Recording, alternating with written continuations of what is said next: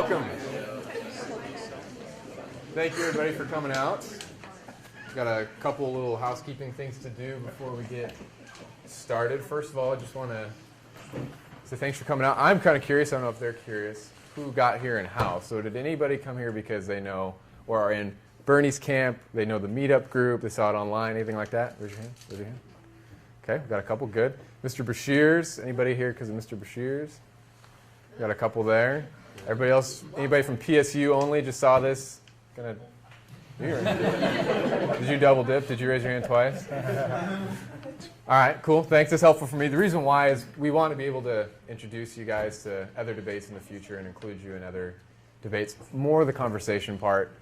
We like to have you guys come and listen to the panelists and grow and learn with us and question with us, but we'd also love for you guys to meet up at other events that we have in the future so you can have discussions amongst yourself afterwards. We highly encourage that and continue to challenge yourselves and to challenge others and to communicate.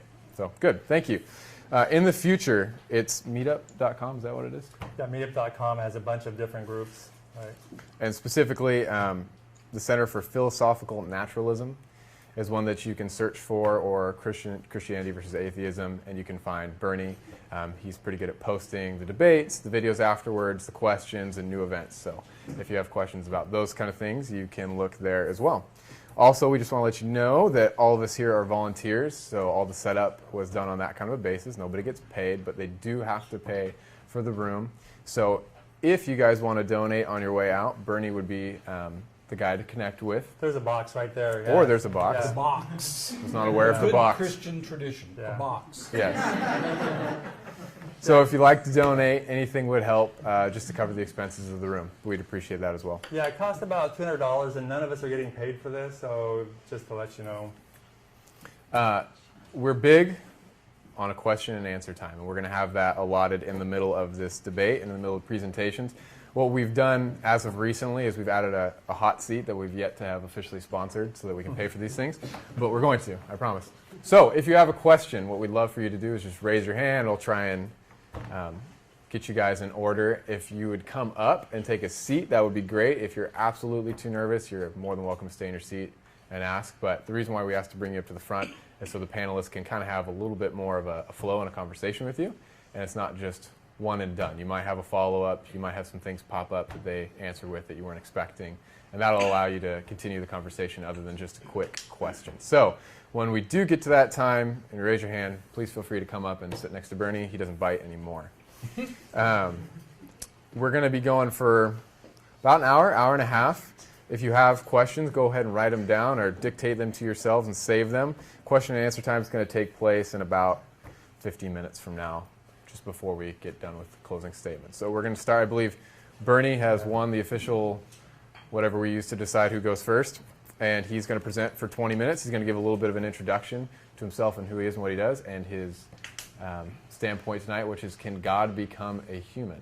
And then after that, we're going to kick it over to Mr. Bashir's, and he's going to give his defense as well.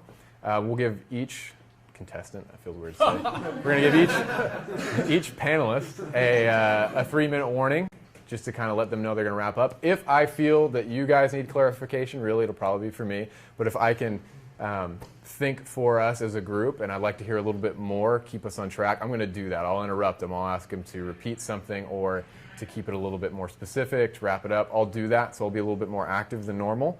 And then if you guys have a question, again, please save it for the end. And since we're all a civilized group, if we can keep snickering or laughing or fruit or vegetable throwing to a minimum, that would be fantastic. We'll get started. So, Bernie, without further ado, Okay. Who are you? I think you said an extra 30 seconds to kind of introduce ourselves, too. Sure, absolutely. Okay, so my name is Bernie Daler. I'm going to talk about a little bit more about my background during this, but I'm a former Christian. I'm an atheist now, and I organize a Center for Philosophical Naturalism as a worldview. And basically, after I left Christianity and became an atheist, it was very tempting just to live my life and go back into the shadows and forget about religion and everything, but I decided to share it with my family. I thought, well, maybe I should share what I've learned with other people also, and so another benefit is that I could remember why I left the faith because it's such an important decision. Because I'd hate to forget why I left and then say, oh my gosh, I become a Christian again. So it's kind of, because it's such a big question, it's kind of nice to go even more detail and make sure that I made the right decision. So that's one reason why I kind of do this stuff. Okay, so I guess I'll begin now. I have some slides here. So some of my introduction. And I'm going to talk about Jerry a little bit during my presentation because we know each other. I used to believe, like Jerry and other Christians, that I used to celebrate the birth of Jesus around Christmas time. I used to be kind of disappointed that my family, was into Santa and all that stuff. It's like, this is supposed to be about the birthday of Jesus. I tried to bring that to my family a little bit. I come from a large family of 12 kids, by the way, a Roman Catholic family. I used to say I had the inner witness of the Holy Spirit. I felt like God led me, that I communicated with God. I felt the relationship with God. I felt the love of God. Anything that you hear an evangelical Christian say, they have a relationship with God. I have the same exact words, the same exact feelings, I believe. If I don't have those feelings, then neither do you if you claim to have those feelings. And the problem is I learned more science and philosophy, and so now I believe that the God hypothesis has been falsified. This is a hypothesis that there's a God that exists and has done certain things. So I'm here to change your mind and help educate anyone willing to learn. I feel like I've been educated, and that's why I left the faith. Some more introduction. I was raised and confirmed as Roman Catholic up until college. After college, I became born again through the Four Spiritual Laws booklet. If you know that booklet, I really loved it. I memorized the Four Spiritual Laws. I've shared the Four Spiritual Laws. I taught other people. I tried to lead people to Christ. I had a little bit of success. For over 25 years, I was an evangelical Christian, born-again evangelical Christian after college. I preached the gospel on TV and the internet in a ministry I founded. While I was working full-time in the computer business, which I'm still working in, I got a master's degree from a conservative Baptist seminary, and I became an atheist in 2009, 5 years ago, 2 years after I graduated, not 2000. Not that old yet. So preliminary remarks. I want to say a word about delusion. Some people think delusion is name-calling, and I just want to make the point that I don't think delusion is name-calling. I think we're all deluded to some aspect. Delusion just means that you are not seeing reality correctly. And since nobody knows reality 100% correctly, everybody's got some wrong ideas. And if you really believe that's the way reality is, then you've got some delusion. And I think some people have more delusion than others. So I don't think it's an insult to say you're deluded as if you have, like you're mentally sick or something. I think it's just a fact of life. We're all deluded to some degree or another, and some more than others. So I just want to try to take some of the venom out of that word, and let's just all admit that we all have delusions to some point. And I also think there's this thing called a God delusion that I used to be a part of. Now, I want to say if the Bible God does exist, I'm deluded. I fully admit it. If God exists, I'm deluded. If the Bible God exists, I'm deluded. If the Bible God does not exist, then Jerry and all the other Christians in here are deluded if they think they feel a presence with this being that doesn't exist. So that's just kind of a basic fact. And I want to say some things about Jerry. I want to make clear, I think he's smart, nice, and friendly. Okay? There's no doubt about it. He's a very loving person. So this is not an attack on Jerry. Anything I have to say, I want to make it all intellectual, okay? But I do think he's wrong and naive on certain things about science and philosophy. I'm going to talk about that. And I'm sure he knows more about theology than I do because he's got a PhD in theology and he teaches theology. So he should know a lot more than I do. But, some atheists say, that doesn't mean anything to me. That's kind of like somebody who knows everything about Star Wars, or Santa Claus. People want to argue if Santa Claus has 3 buttons on a suit or 5 buttons. Who cares, So they see that's the way theology is. Like, who cares how much they know about imaginary gods? It doesn't mean anything to me. So anyway, I just say I don't think the Bible God exists in heaven with angels any more than Santa Claus lives at the North Pole in a toy factory with elves. And I'm not saying that to ridicule you because it's actually the truth. I really do not believe God exists. Just like you all believe Santa Claus does not exist. I have the same strong conviction that God does not exist, especially the God of the Bible. And, I'll talk about that later. So now we're here to talk about Christmas. What's Christmas all about? Christians claim that the creator of the world, Jesus, became incarnate, which means he took on human flesh. became a creature and he dwelt among us. And this is like, for example, in the Gospel of John, the Word became flesh and made his dwelling among us. Okay, so, part of the elements of that story is that God becomes a man. There's a virgin who became pregnant. A virgin means she's never had sex. So this is truly a miracle that a woman never had sex, but yet she's pregnant. And she gives birth, and there's angels announcing this birth to the shepherds, which, of course, is a bunch of miracles because there's angels that exist now, and they're contacting the shepherds. 3 wise men, that's pretty important to have 3 wise men. You must be an important person if 3 wise men are going to go across the world to try to find you, and they're following you by a star, so that's pretty incredible too. So there's a lot of incredible things going on here. So why would a God become a man? That's an interesting thing to think about. Why would God become a man? There's got to be a lot of strong motive for that, right? I mean, he wouldn't say, hey, I'm bored, I'm going to become a man. There's got to be a big reason to become a man. So in the Christian version, Jesus made the humans because Jesus is the creator of everything. It says in the Bible, especially Gospel of John, humans sinned. So God's, and I have the apostrophe wrong here because I don't know the plural and singular. It's hard to say if God's a plural or singular because he's 3 persons yet 1 being, so it's kind of mixed up there. So anyway, God, the wrath of God the Father is placed on all humans because of human sin.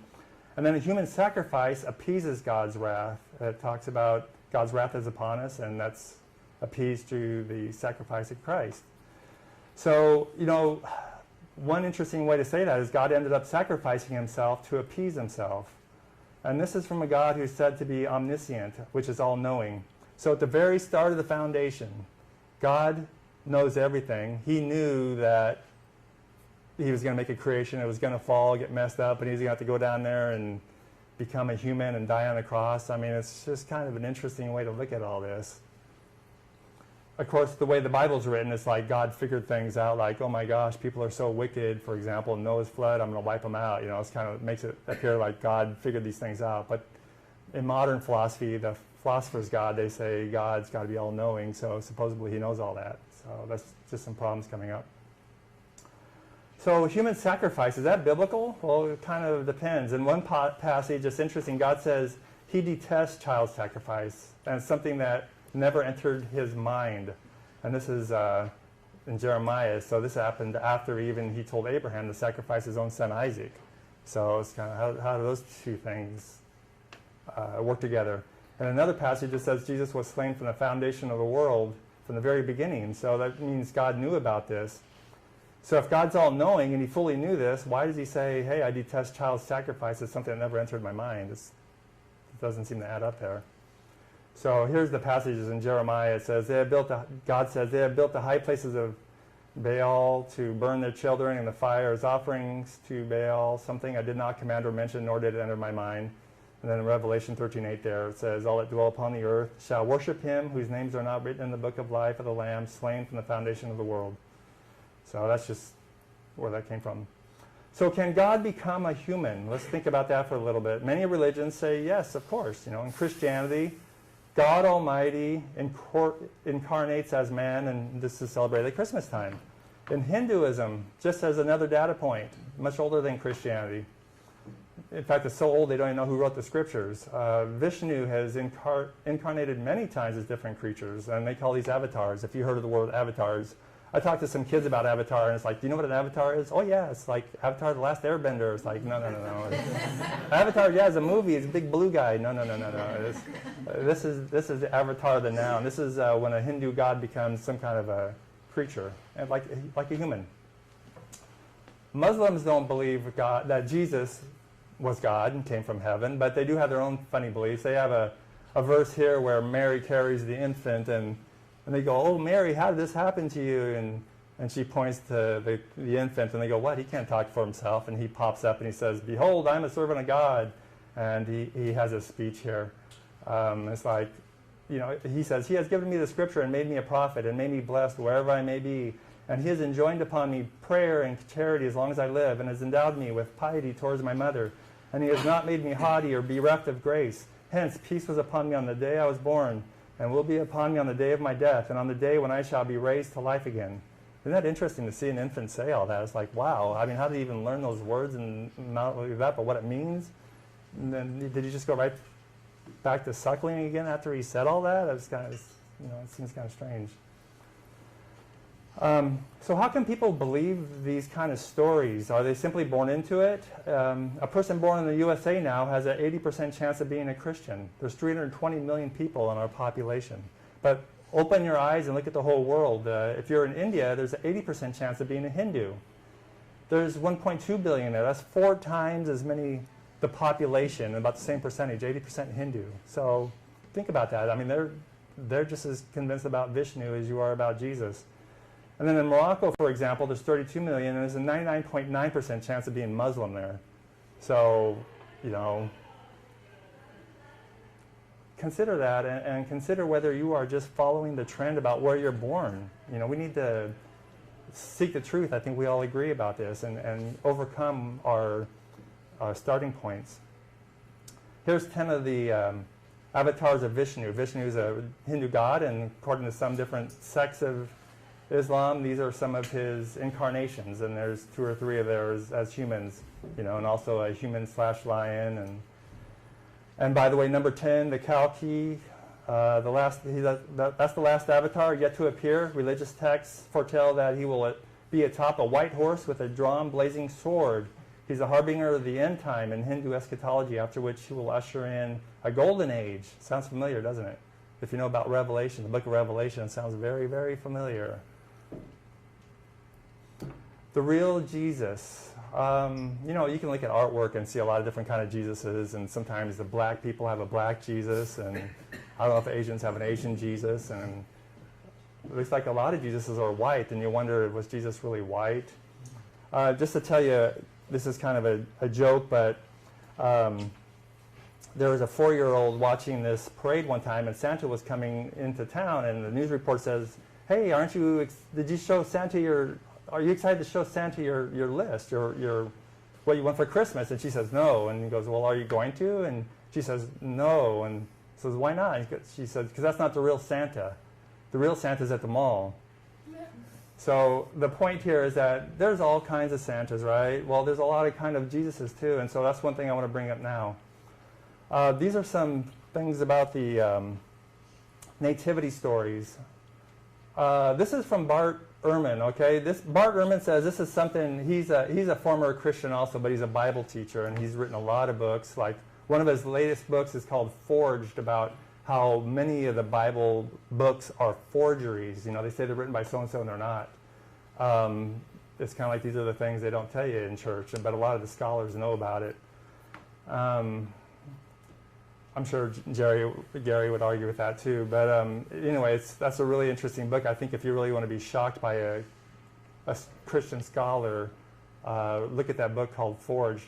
Anyway, this is something he says he talks to his students about. He says, let's read the narratives and see what's going on there. Let's see if we can make these things work out, reconcile them.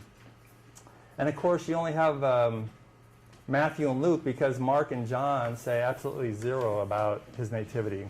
There's no story whatsoever about how he was born.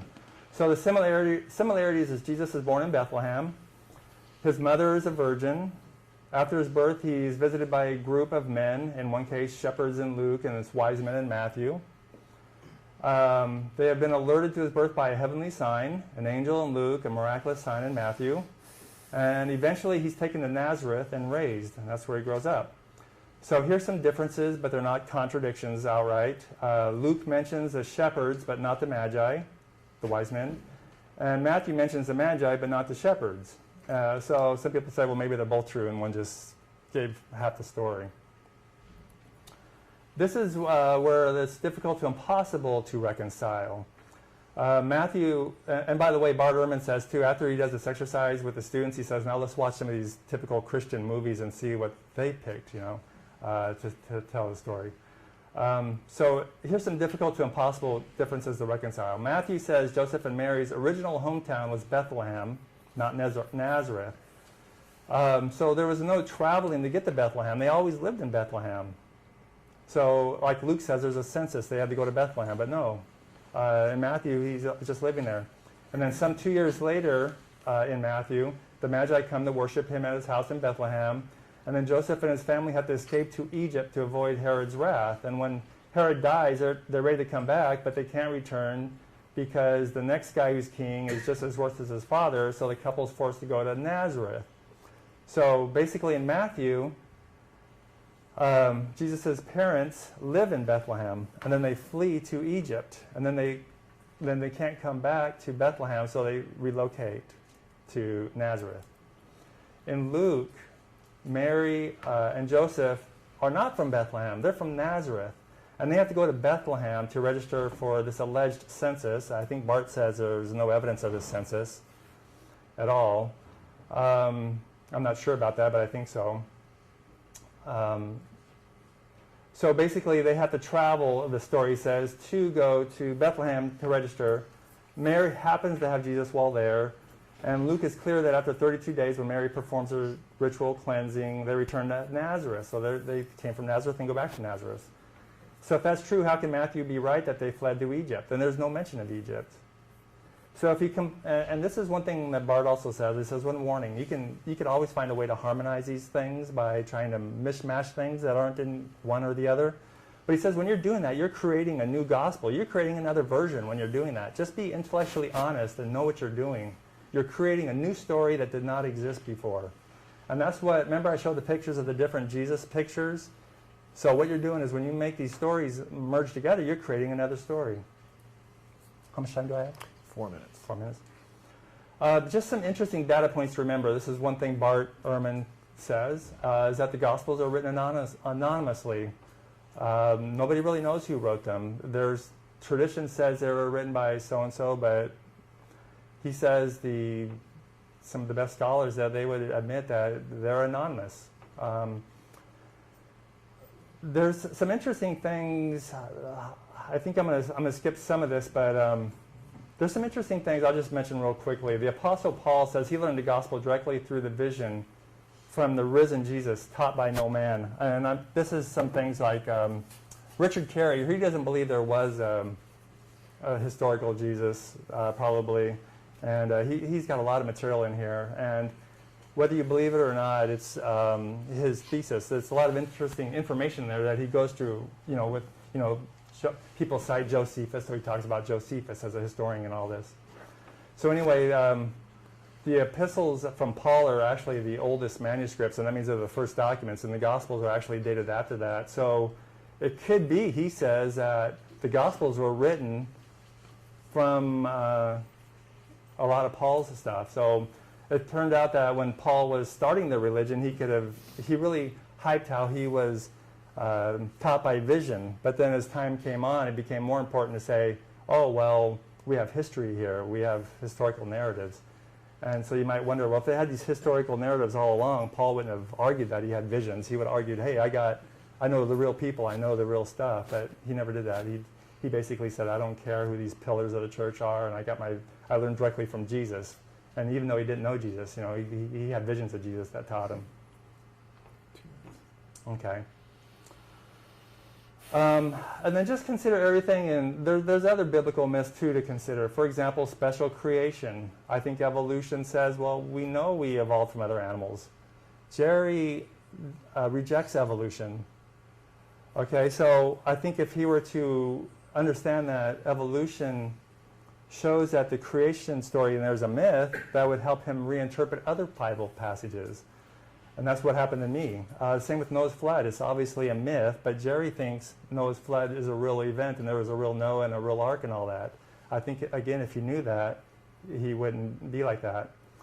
And then Nancy Murphy is one of his peers at Fuller Theological Seminary. And one time they asked her, what do you think about this Darwin's theory, in light of all this Christian opposition to it? And she says, when I first discovered there are still Christians who reject evolutionary theory, I thought it was a harmless expression of ignorance. More recently, though, I've come to see it as tragic. Vast numbers of young people are taught that evolution and Christianity can't both be true. They get a good science education in college, recognize the truth of the evolutionary picture, and then believe they can have to reject their faith. And so I think Jerry is part of the problem here because he's one of these guys teaching at the PhD level that evolution theory is weak or is not valid and something good to be with. 30 seconds. Okay. So another interesting thing too, I'll just bring up is that I'll just end here that when I became when I adopted the naturalistic worldview that there's nothing supernatural, a lot of mysteries went away. I didn't say, oh, well, that's a good question. I guess when I die, I'll ask God and all my answers will be solved. It's like, wow, when you have a naturalistic worldview, all your answers are solved. All these problems go away. And you don't have to believe ridiculous things like there's 3 persons of God, but there's only one God. And it's like, huh, how's that work? I mean, nobody knows. It's a mystery. You'll find out in heaven someday. So that's it. Done? Yep. All right, sir. Okay. I'm Gary Bershears. As Bernie said, I've taught at Western Seminary here in Portland for 35 years now, and I just enjoy a lot conversations about faith. So Bernie said, why don't we talk about can God become human? I said, sure, we can talk about that. So we'll have something up here momentarily. That's trust. There we go.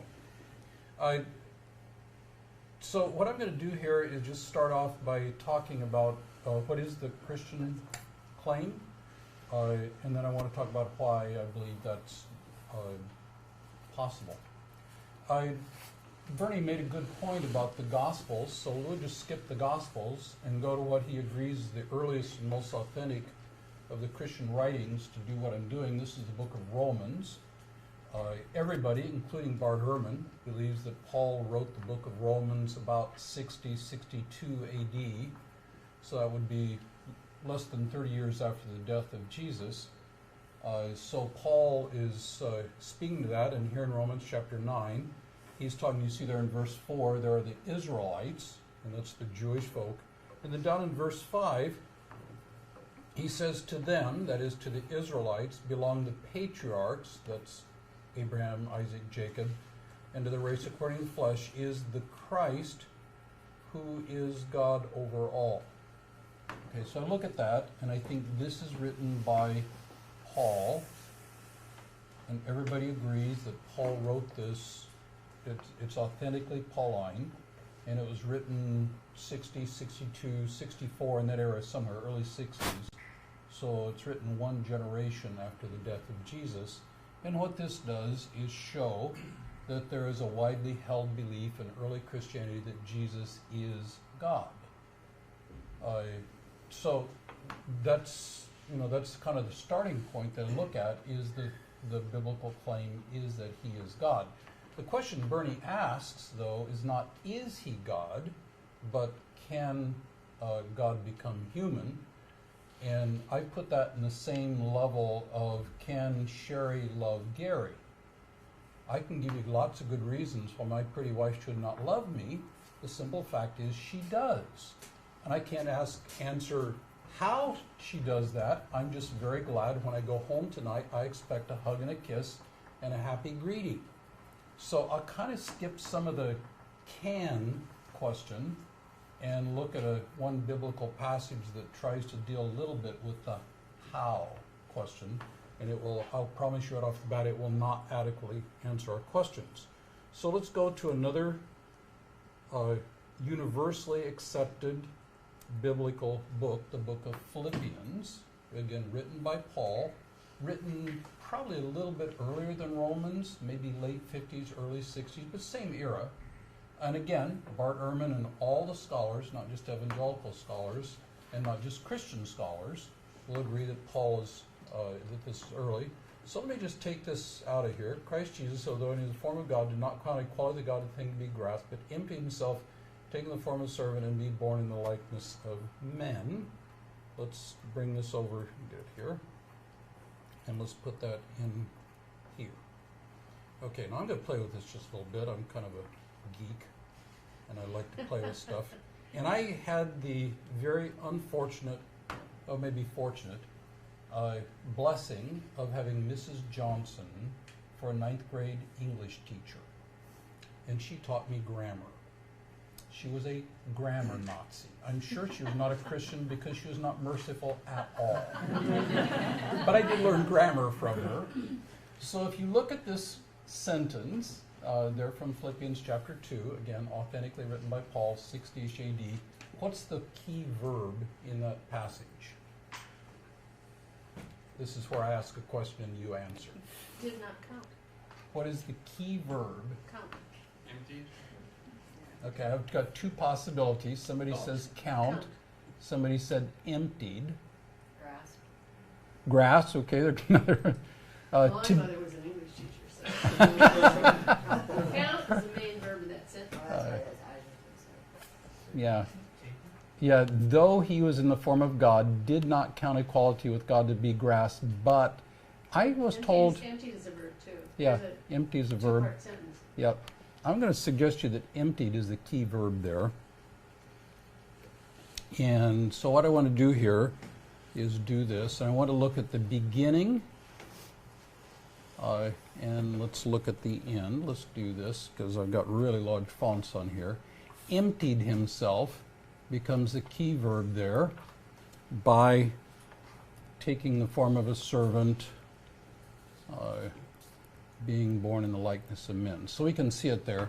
And the question is, what was he before and after he emptied himself? So if I look up here, we see up here equality with God. Okay, so there's a picture of the deity of Christ. But it says here he emptied himself. So the question is, of what did he empty himself? Well, you notice a poetic form here. This is form of a servant. And up here you have form of God. There's an obvious poetic parallel. And so I ask, what is the form of a servant? And I think, what is the nature of servanthood? Are some human beings fit only to be servants or slaves? Run back with me, 175 years? Move yourself to Charleston, South Carolina. What would people say? Are some human beings fit only to be slaves? And what's the answer? Yeah, who would be fit only to be a slave? Somebody who has black skin. If I'm on the west coast of the United States, in our area, or maybe a little further south down in California, and I ask, are some human beings fit only to be slaves? What would be the answer? Yes. And who would be fit only to be servants or slaves? Chinese. Biblically, there is no such thing as essence of servant or slave. Every human being is image of God. Slavery is not a matter of essence. Slavery is a matter of role or lifestyle. Okay. So what I'm going to suggest to you here is that slavery is a matter of role or lifestyle. And what I'm going to suggest to you up here is that form of God is also a role or a lifestyle. So what's involved in the role or lifestyle of God? Creating, ruling, angels to get you a glass of tea when you want it. 401k plan is pretty good. Don't have to worry too much about your health benefits or all that. I mean, I'm being somewhat silly. But what I think of when I think of the role or life of God is, I'm going to suggest to you, would be just the abilities of live in heaven with all the things related to that. And he comes down and he empties himself of that role and takes on the role of a servant or a slave. And what he's saying here is that the one who became incarnate is Jesus, God, the one who is equal with God, laid aside or emptied himself of that role of divinity, the authority associated with that, and he came down to earth and had a role or lifestyle or identity of a slave. He is the one who had equality with God, but did not count it a thing to be grasped, but emptied himself of that status of equality and came down to the status of a human being, image of God, likeness of God. And I think that's the picture that we have, is how did God become human? He didn't stop being God. He didn't stop being God. What he did was lay aside the role, some of the attributes, some of the authority of God. And I think what's an analogy, I was talking with this a class last week, and they suggested what sounded like undercover boss to me. And what's the point of undercover boss? The CEO of the big company comes in and hires in at a low-level guy. And the one show I happened to watch was the CEO of Waste Management. What does Waste Management handle? Trash. So here's the CEO of this huge company who gets hired as a new employee, and his new job is to sort out recyclable stuff, our blue can. And in the blue can, there's glass, well, not glass, there's aluminum foil, there's metal, there's paper, and they put this on a conveyor belt, and you're supposed to sort it out. Now, as you can imagine, the CEO was not really good at sorting recyclables. And the woman who was his supervisor she was a funny lady, and she started just laughing at him. And this is going so fast, she said, this is the slowest belt in the whole building. What's the point? The CEO has given up his lifestyle, his identity as CEO, and become an ordinary employee, and he's living in that way. I think that's what the second person of the Trinity does when he becomes human. Another analogy of this is the simple analogy that when I check into a hotel, they give me an access card. And that access card gets me in my room, an exercise room, maybe a breakfast room, a couple outside doors, and maybe another place or two. The last time I checked into a hotel, I had a chance to meet the lady who cleaned my room, and I engaged her in conversation a bit. She has an access card that'll get her in a lot of rooms. The general manager of that hotel, Town and Country down in San Diego, she has an access card that'll get her into everything. And the analogy I think that works is that the second person of the Trinity, God himself, has a divine level access card. That's that role or identity of divinity. And he takes that access card and he puts it in his pocket, and he picks out a perfectly spirit-filled human level access card, and that's what he uses to live his life. He's still God, just like the undercover boss is still CEO, but he's not living in that way. He is living as a truly human person. And that's kind of the picture I use. This is Philippians chapter 2, verses 6 and 7 that unpacks that a bit. Now, a question beyond that is why? How many of you seen Interstellar? How many of you seen Interstellar? Several. What's the point of the movie? What's the point of Interstellar? This is not a quiz. You're not going to get it wrong. What's the point of Interstellar? Survival. Survival. From what? Extinction. Yeah, extinction. Earth is going bad, so what do? Go find a new Earth. They go interstellar. Wormholes and all that kind of stuff. But there's a subplot. I don't want to ruin the movie for those who haven't seen it. But the little girl, the daughter, what does she encounter when her dad tells her that she's going to go away? What's she been hearing in her room? What has she been hearing in her room? Father on the black hole. Turns out to be her father in time travel. The poltergeist is a savior, and what happens is the human race needs a savior because the human race itself is not adequate to save itself.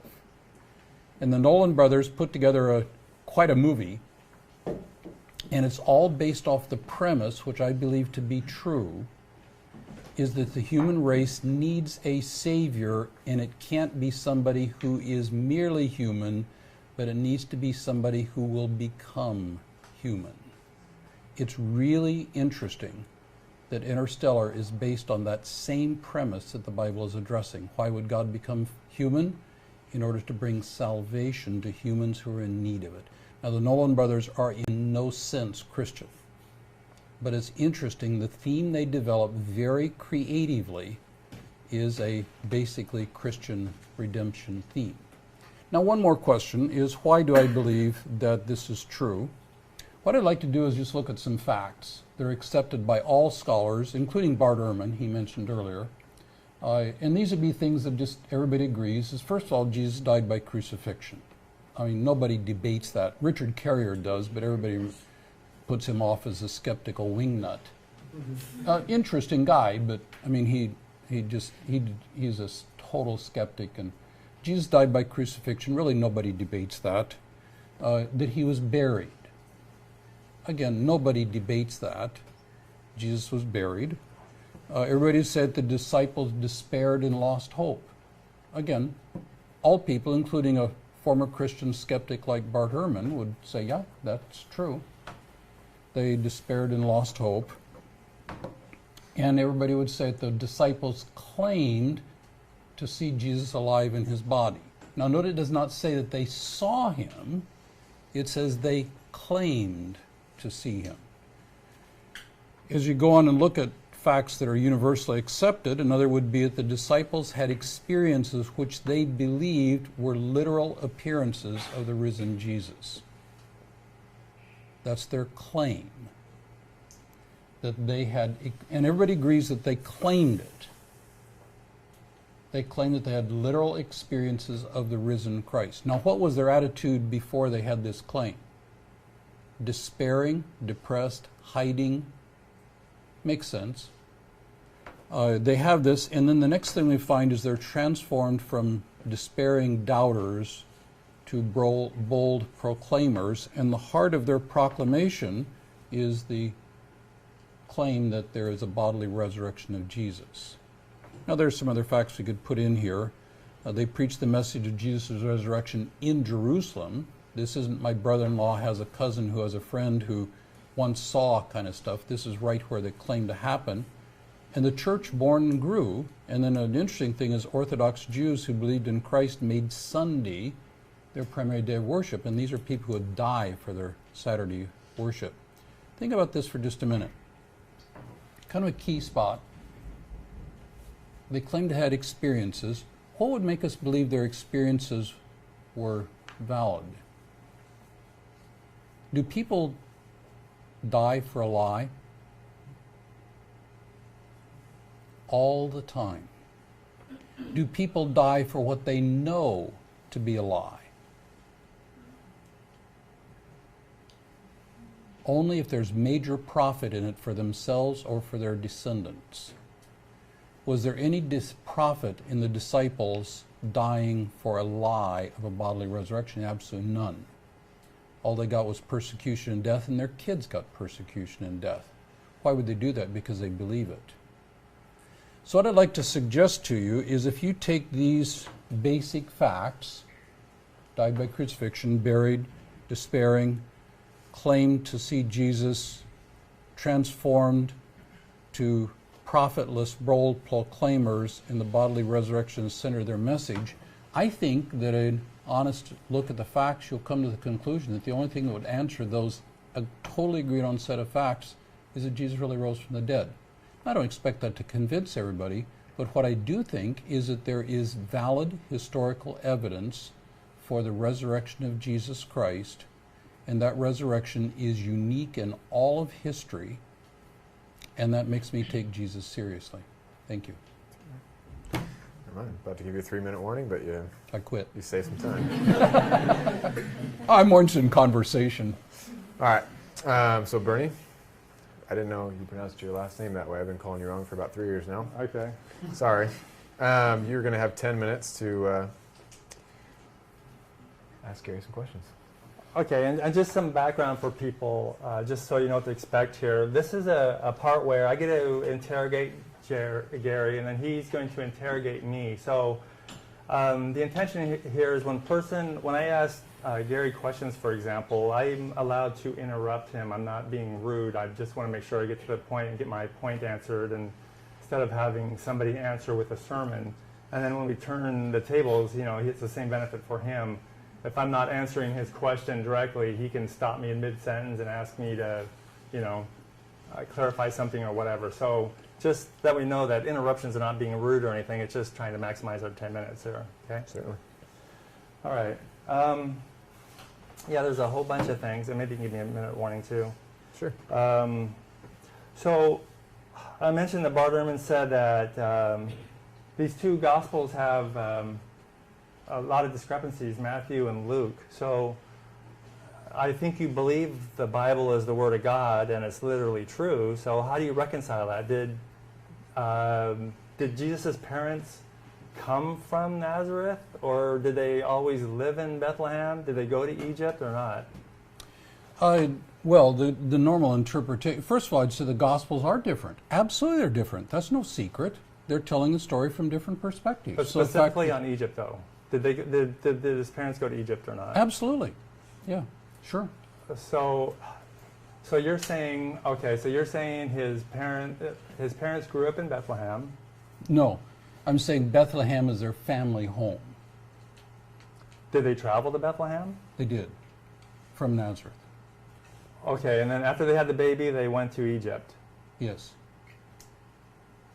Then how come in the other gospel story it doesn't say they went to Egypt? It says they just went home. It wasn't relevant. The Matthew is speaking to Jews, and the fact that the Savior comes out of Egypt is extremely relevant to Jews. Luke is writing to Gentiles. They don't really care that much about it. So, of course, the story is different.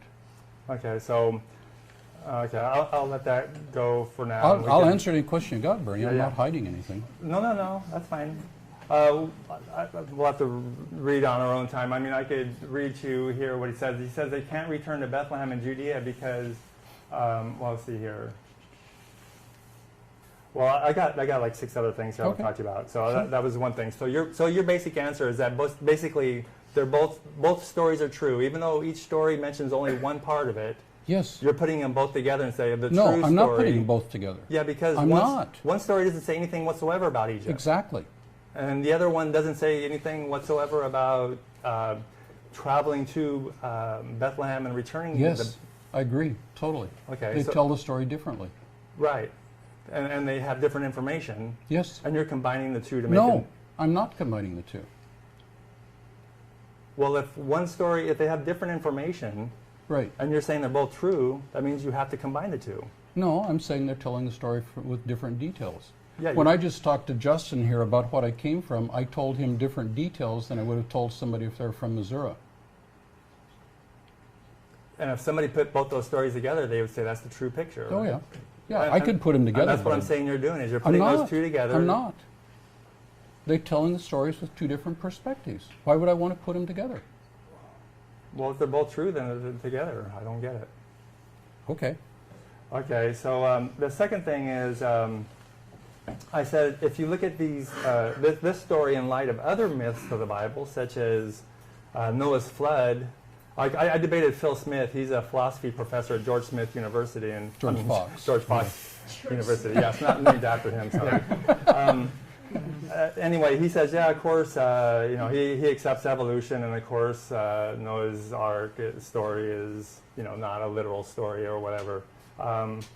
So what do you think about my point that you got a major shortcoming where you don't understand that if you can't find those obvious myths, if you don't understand those as obvious myths, how can you rightly interpret other passages of the Bible? And what do you think about, I like, actually for don't know example, what you're asking.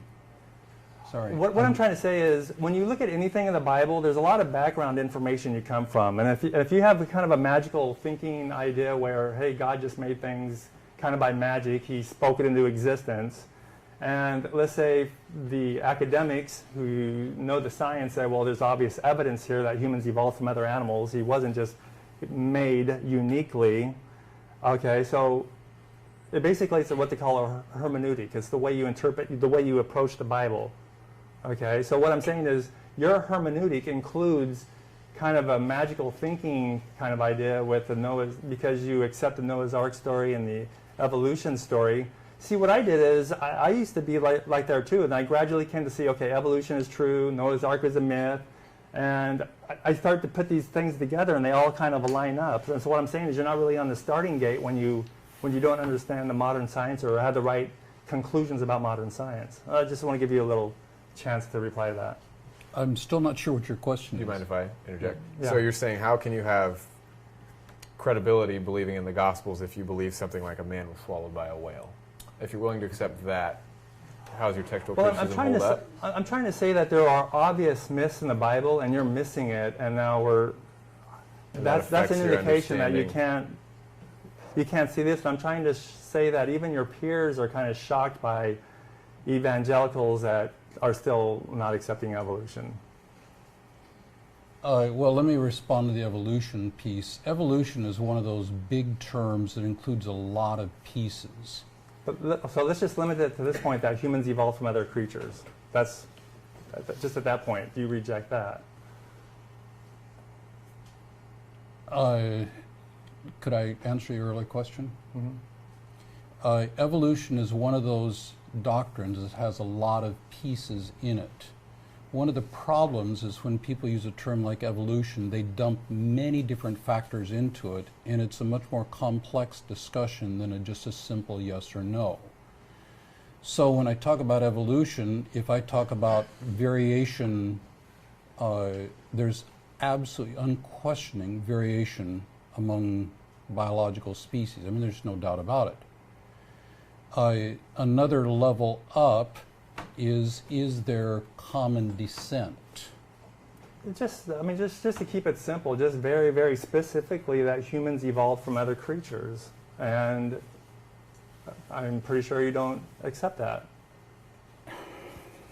From your writing, I mean, in your book and everything.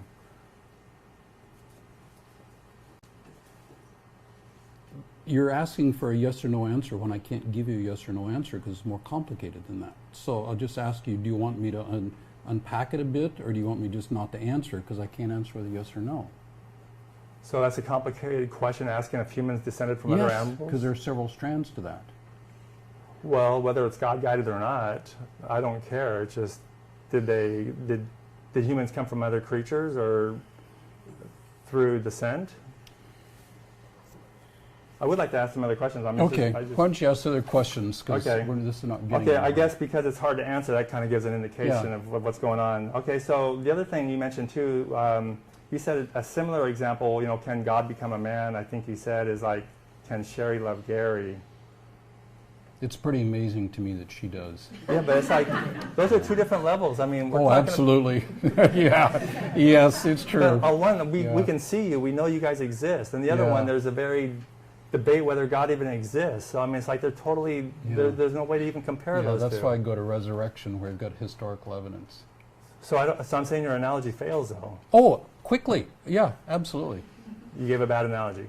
I don't think it's a bad analogy, but it's not a complete analogy. Well, I'm saying it doesn't even relate because God is something that we don't even know if He exists. And you're saying, and you're taking an example of two things that we know exist. Yes, I am. Why don't you come back to what I was saying, Bernie, about historical evidence for resurrection? There is no historical evidence. What historical evidence is there for resurrection? I just put Name one right now. I put 10 facts. Name up. one. Name the best one. The disciples had experiences what they believe were literal appearances of the resurrection of Jesus, and they were transformed from doubters to bold proclaimers. According to hearsay. Those facts are agreed by Bart Ehrman. Okay, well, Bernie, that's those let me facts ask you are about agreed by Bart Ehrman. Bart Bart Ehrman in Forged says, I think something like 4 out of the 7, there's 7 epistles, I think, from Paul. Is that right? Yeah, that's why I went to Philippians and Romans, which he would agree are Okay, and he authentic. says 3 or 4 of them are forged, right? I picked two Okay. that Bart Ehrman would say are authentic. And you disagree with him that the other ones are forged. I picked the 2 that he agrees I are know. authentic. I heard you, but you also disagree with them that the other ones are forged, or do you agree they're forged? I believe that most of those are written by Paul, but my evidence is from stuff that Bart Ehrman would agree is authentic. Okay. Well, basically, yeah, I think it's just, I mean, everything, the Gospels, I just think it's hearsay. I mean, it's just documented hearsay. So it's, That's why I went to epistles, which Bart Ehrman agrees are authentic. Paul didn't see Jesus. He didn't see Jesus. He doesn't know anything about history of Jesus. He never met the guy. It's probably true that Paul did not meet Jesus. That's true. So, and you also said too, like, Jesus was like having a divine access card, like the undercover boss. It's like, why would he need that? If he's supposed to be all-knowing, don't you think God knows everything, omniscient? God does, Jesus doesn't. Ah, Jesus doesn't know everything. Yeah, he says so. So up there in heaven, before he became a human, no, he didn't know not everything. in heaven. Not in heaven. Jesus, the God-man, is not omniscient. He did not use his omniscience. Wasn't Jesus in heaven before he came down to earth? The second person of the Trinity is omniscient. That's what my analogy is. He emptied himself, coming back to Okay, what I but had when a he was in minute ago. heaven, before he incarnated, he knew everything. Yes. So then why would he have to come down to learn something if he already knows He didn't it? come down to learn something. He came down to save us.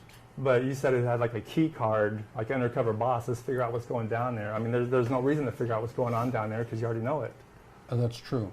He came down to save us, not to learn about us. Okay, so I mean that just seemed like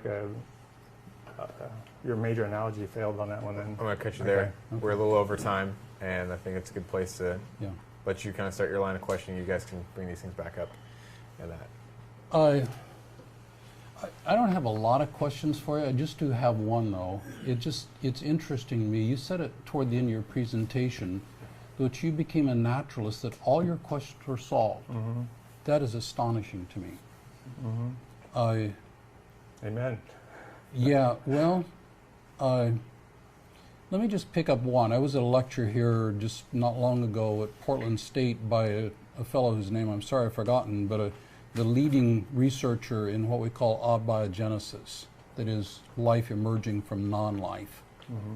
And I'm sorry I don't remember his name. He's our nationally recognized scholar. Very, very interesting guy. Did a fascinating lecture where he laid out the evidence and the state of the research, really, on life coming from non-life.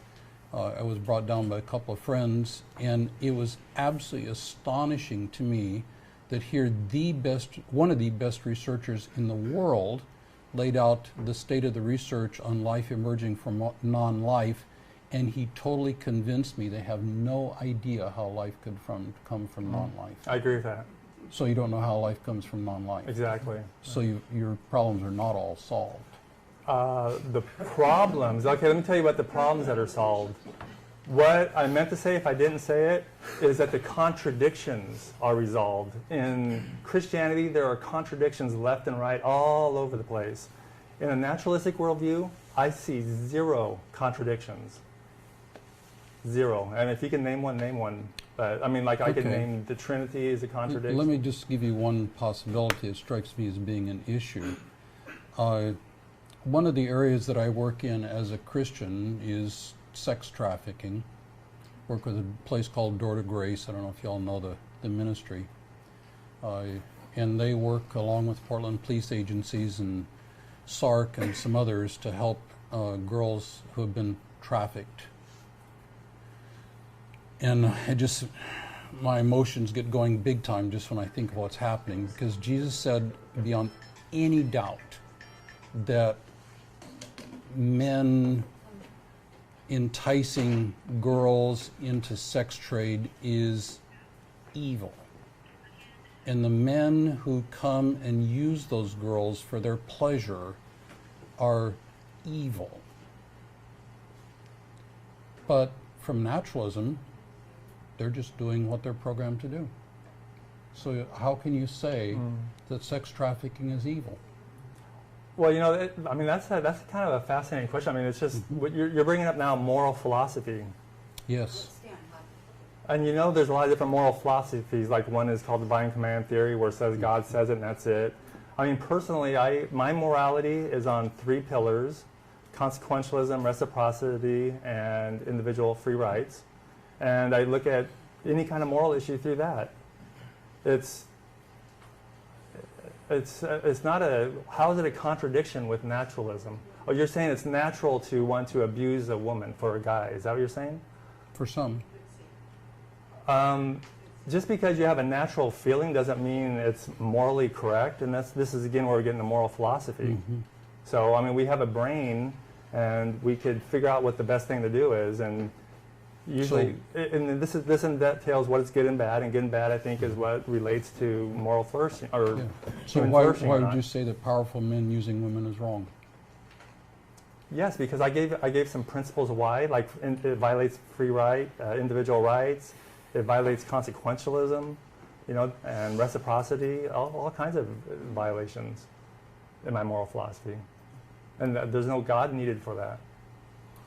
Oh, open up the audience. Oh, open up the audience. You have nothing further you want to ask? I don't. Specifically? Okay. All right, guys. That was that.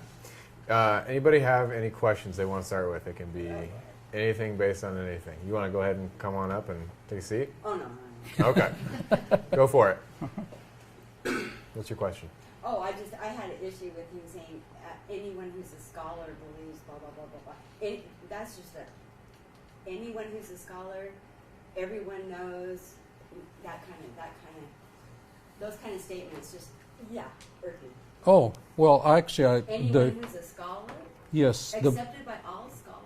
Like Yes. everyone knows that Jesus died on the cross. Facts accepted by all. Yes. I'm a scholar. I don't accept that. you don't So, you don't believe that Jesus died by crucifixion? I don't actually believe Jesus maybe didn't exist. Okay. You know, I mean, but to just take out. Okay, everything else, let me that be a little. facts accepted by all scholars. Who has the arrogance to say that all scholars believe anything?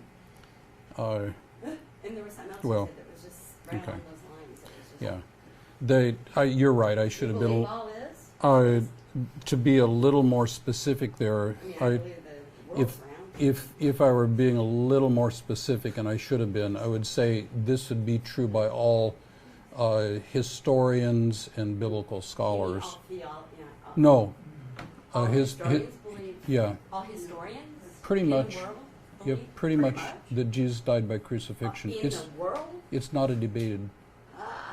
I mean, there are the Richard Carriers of the world who argue against it, but very few do. Well, you know, In okay. Eastern universities, like Asian universities. I'm sorry, What about Asian universities? I can't hear you. Asian universities. The scholars there believe that Jesus died by crucifixion. I mean, it's not really debated.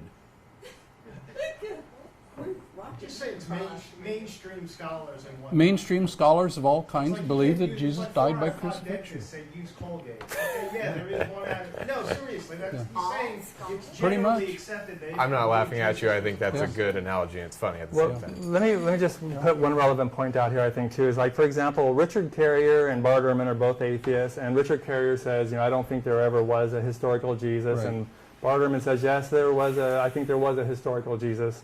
And then sometimes Christians say, like, look, even Bart Ehrman says there was a historical Jesus. But Bart Ehrman in no way is saying, oh yeah, well, this is the Jesus of the Bible. He doesn't believe in this Jesus that turned water into wine and rose from the dead and did all these miracles and all that stuff. He's an atheist. He believes there's some guy named Jesus who went around and preached and got killed and had some followers. And, so you can't, you got to be careful what you read into that, I think. Is that sufficient for you? You done? Okay. Okay, let me put it this way then. I'll be a little more specific. Go ahead. Scholars like Bart Ehrman, who is in no sense an evangelical. That So went my away. question was, so Bernie, Well, did Gary want to, well, I'm not sure if you're done. I think. I Gary's mean, done before we with change the that. subject here. Are you done? Yeah, I'll be happy to correct it this way. Scholars like Bart Ehrman. Why don't you just say silent scholars on the planet? There's like, I'll stand with my original point that virtually all historians believe that Jesus was died by crucifixion. I mean, I've done the research. Except for not the Muslim ones, probably, because they Actually, don't. the Muslim ones do too. They say it says in the Quran that somebody looked like Jesus. It wasn't him. There's a debate about the translation there, but most Muslim scholars believe that he died by crucifixion. Yeah, I mean, I just invite you to check it out. Don't believe me. But I will correct that. Scholars like Bart Ehrman. Sure, I'll do that. What's your name? James. James, do you want to take a seat up here, or you want to stay there? I'll just stay here. It's not a popular Pretty seat close. today. All right. So my question was, so it sounds like what you're suggesting is that your historical take and the view from which you interpret historical evidence is in line with the likes of Carrier or Bart Ehrman, and is that correct? No, I think my understanding is that, okay, number one, this is not my specialty. I actually wrote a book here about why I left the faith, and it was primarily for scientific reasons like evolution and neurology.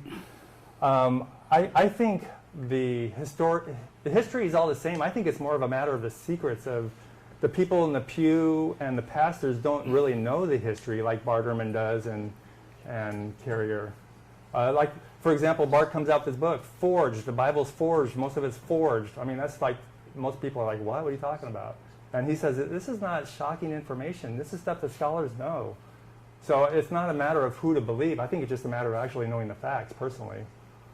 Okay, so but even then, there's always the layer of separation because it's in the past. So how you come to accept what is factual versus what is not, you have to have some sort of process. Mm-hmm. So moving from that, can you give any example of any other sort of historical event that is maybe accepted in the general conscious but should generally be rejected from the same criteria which are used and applied to the Christian story from Bart Ehrman? Well, Because it seems like because historians all come at it from a different take, and so in analyzing which is most likely, you have to be fair in using the same criteria across the board. Can you give any example which uses these same criteria as somewhere else and might lead to another revelation in that? No, well, I the can't, size of Jesus' no, I can't really think of anything trying to make that scale of the claim. So let me say there's a popular phrase in the atheist community. It says extraordinary claims require extraordinary evidence. It's actually a philosophical principle that the more somebody claims, the more evidence they should give to you. For example, if I said I came from outer space and I'm leaving tomorrow, I want you to send me all my money and I'll take you away in my spaceship. And if you don't, then everything's going to get destroyed by a meteor tomorrow. Okay? I need to give you some evidence. You shouldn't say like, oh yeah, okay, I'll go into my bank account and do that. But see, when a Christian comes and says, look, this God became man, and I want you to dedicate your life to this, and reorientate your entire life based on this story, you should say like, no, look, you're making some outrageous claims here. I need some outrageous evidence to back that up. So the more you claim, the more you need to back up. George Washington is a historical figure, but nobody's saying you have to believe in him or you're going to go to hell or something. So there's nothing else that makes those kind of claims. I don't know. Well, I was just going to say, I mean, we were getting bogged down by the details. Claiming that Jesus died by crucifixion is not in any way a large claim. There were lots of historical people that claimed to be Messiah and were killed by the Roman Empire. Right. Of course, things like that. Right. So why is that to be viewed under such scrutiny, but not other historical events? Well, it's not just that. It's the entire Gospels. I mean, the entire Gospels are like. The thing is that it seems like the Christian scholars who are the most academic will all admit it's anonymous. And can you imagine a preacher in church saying, open up to Anonymous Gospel 1? No way. Because that would hurt your faith. So they say it's Matthew. Oh, okay, Matthew wrote that. They don't tell you that, the whole nature of that story. So actually we do. When we preach the Gospel of Matthew, we go into exactly what you're talking about. So you admit they're anonymously written? I believe that the Gospels themselves do not say who wrote the Gospels, the four Gospels. Totally agree with that. And the earliest evidence from the church attributes to those people, so we commonly do it. But I'll quickly say I don't know for sure who wrote the Gospels. And they really had no merit to assign those names to it. They're just thrown Actually, out there. the early church, within just a few years of their writing, attributed them to Matthew, so we commonly say Matthew wrote the first Gospel, but I don't hold any stake whether Matthew wrote it or not. It doesn't say. Okay, and I think if you look at Bart Ehrman, he'll say there's no justification for really believing that Matthew did that. For example, Okay, so. I'll grant him that. So. You good?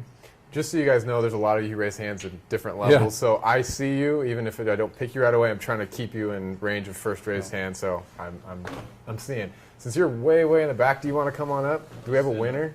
I actually have a question for both of you. Okay. You both mentioned Bart Ehrman a fair amount, but I was wondering if you have like 2 or 3 scholars each who we could just do a little research on our own and find out who you look to and who you rely on for your information, your evidence. Bernie, you want to go first? Well, if you want to learn about the Bible and all that stuff, I think Bart Ehrman it would be an awesome thing. I think he's got secrets that some of the academics know, but they don't tell you, and the pastors don't know enough to tell you, I think, either. And of course, the other people in church don't know enough. But getting outside of all the what I would call mythology, because it's like, you can get into Star Wars or the Bible or Santa Claus or whatever you want to. I think this is kind of like my Bible right here. This is a book. They actually use this. This is an older version, but it's like how to think about weird things. This is actually a textbook that they had in a philosophy course here for critical thinking, and basically it says the reason why it talks about weird things because it says how to think about any kind of weird thing like UFOs, spontaneous human combustion, creationism, anything that would come up that's interesting. How do you evaluate these? And it's all about critical thinking. It's all about learning about logical fallacies and stuff. And this is the stuff I didn't know anything when I was a Christian. They don't teach philosophy even in school. I know somebody that got a general science degree and didn't take one philosophy course. So this is kind of like my Bible because it really teaches you how to think. This is by two PhD philosophy professors. You probably never heard of Schick and Vaughn. And they have a whole bunch of these, but they use these in universities across the United States. It's Theodore Schick and Louis Vaughn. Do you have another one? Do you want to give it as an example, or is that good? But I mean, this is life changing here, and it's actually an interesting read too. So it's not boring. That's the biggest one that changed my life, I would say. In the area of biblical scholarship, I would really encourage you to take a look at the debates between Dan Wallace, who's a textual expert, and Bart Ehrman. They're on the web. Another guy that debates with Bart Ehrman is more a sensationalist than a scholar, is his reputation, but he's very good. I mean, he's a very bright fellow and knows his stuff, but he makes some real sensational claims. But Dan Wallace and Bart Ehrman have debated. It's on YouTube. Craig Evans is another early, he teaches at Acadia College up in Canada. Craig Evans, again, these guys have lots of books, but the YouTube interviews or the YouTube debates are available. I encourage you to take a look at them. Another guy that is good on this is Darrell Bock, B-O-C-K. Again, he has debated Ehrman. The reason I use Ehrman is because he's out doing the debating and the more serious scholars aren't. A non-evangelical, very good biblical scholar is Luke Timothy Johnson. He is not he would be in the broad sense a Christian, but he's not an inerrantist. I don't know if he'd hold the inspiration of Scripture or not, but he's an excellent scholar. And he differs. He's actually more conservative view of the Gospels than Bart Ehrman. But those would be some names to look at in biblical scholarship. I gave you a number of others, but those are some good. I was actually hoping for one historian as well. You mentioned Josephus. Josephus is an early Jewish guy. His credibility is somewhat in question. He's certainly self-serving in what he does, but I'd really encourage you to read him and just, the early historian would be Everett Ferguson. I can't give you the title of the book right off the top of my head, but he's a very serious historian. He's not a conservative in the sense like Greg Allison would be or somebody like that. Very serious historian of the early church era. Ties in Christian with early Roman Greco, and it's a very good history. Everett Ferguson, those would be good. Well, just to mention too, like again, this book here, it's on the historicity of Jesus by Richard Carrier. He doesn't believe that Jesus existed, but if you ask a Christian like what historical evidence do you have, and they say, for example, Josephus, he goes through all of these arguments. He'll say, okay, let's look at Josephus, and here's another guy, Tacitus. What's he say? And then, so he goes over them all. So if you want to hear a good counterpoint, this would be interesting, even if you don't agree with him. He's going to bring some eye-opening counterpoint to you at the very least. And my strong encouragement would be read people from both sides, or listen to debates from both sides. Don't listen to just one side. That has no intellectual integrity. Unfortunately, about Bart Ehrman too, a lot of his stuff you have to buy. It's really hard to find anything free online. But what is easy to find is. Are you kidding me? Well, no, I was just going to say He's got a whole ton of stuff free online. Okay, I know, but what I'm saying is, what I was going to recommend is if you go to like YouTube, he gives some talks, and you can get a lot of his meat from talks, and that's what I like to listen to. So, for example, he speaks at Google, and he was talking about this Forged book. But a lot of his stuff, I mean, if you go to his website, you got to pay to subscribe to get information and stuff. Well, go to the free stuff. Yeah. Yeah. So, I got this gentleman. Did you still have a question or a comment? No? So we're going to go you, then you, then you, then you. then everybody at once. Yeah. I'm going to be brave. I'm going to come Go up. for it. All right. I always think it's appropriate to have a little mix of genders in these things. Amen. I'm for it. Yes. What you will find on the YouTube debates, very unfortunately, is men debating men. There are very few women atheists who engage in Is that right? Yes. There are a lot of women Christian scholars on YouTube. I didn't know there were no women atheists. That's fascinating. Louise Anthony is the only one I've seen, but I hope to change that. Good for you. Huh. You said that the resurrection is unique in all of history. And I think as a Lutheran growing up in Bismarck, North Dakota, in the 50s, I believe that true. Unfortunately, I'm sure you're aware, and I would ask you if you are, of the hundreds of different gods and goddesses that were prevalent in religions at this point of time in the first century, who died, were buried, rose again in 3 days. So what makes yours unique from all the Dionysus or all of the others, that meme, which Richard Dawkins defines as almost like genetic, it's a cultural piece, a meme. The meme of death, resurrection in 3 days is incredibly prevalent throughout Greco-Roman world. Which So, one? Can you give me one example? Dionysus. What? Tell us the story. Well, briefly.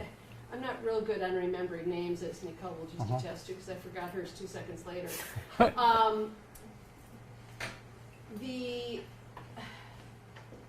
There were hundreds of religions that had gods and goddesses in Greco-Roman times where they died and came back. It was a theme that's present through many, if you just do Greco-Roman gods, you will find that.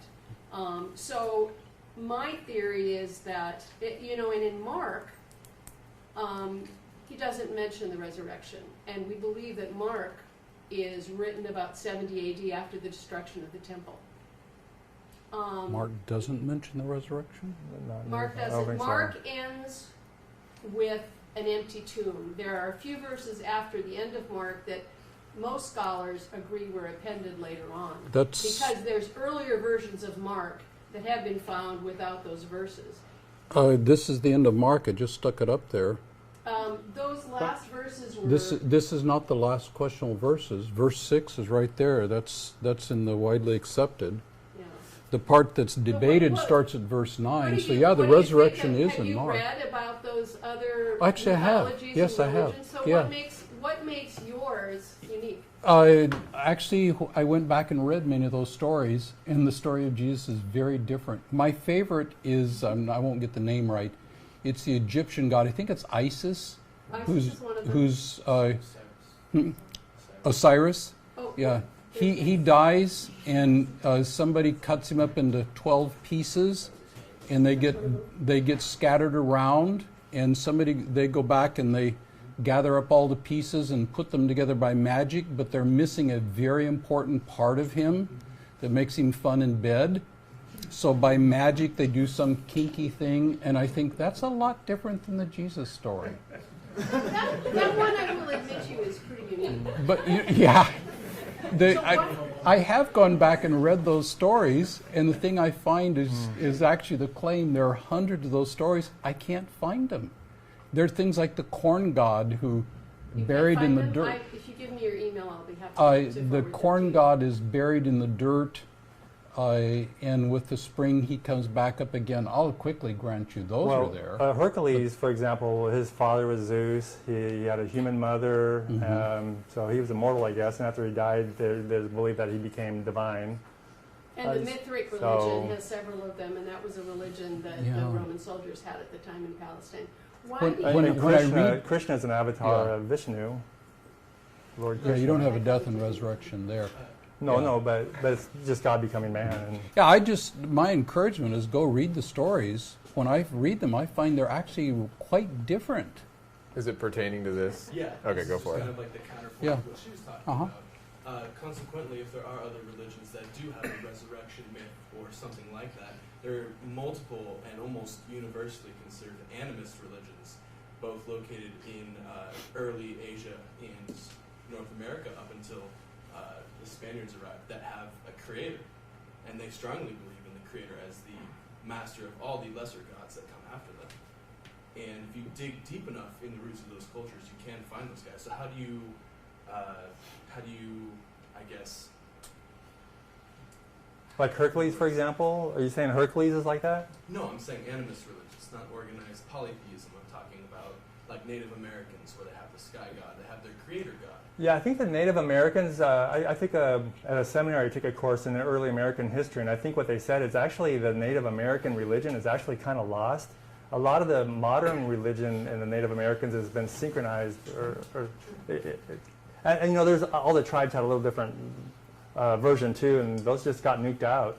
So it's hard to know really what they believe. I'm just saying that the majority of the oral tradition comes all the way back to this beginning god, this creator god. How do you reconcile that with your beliefs if it's kind of a universally held theme within humanity?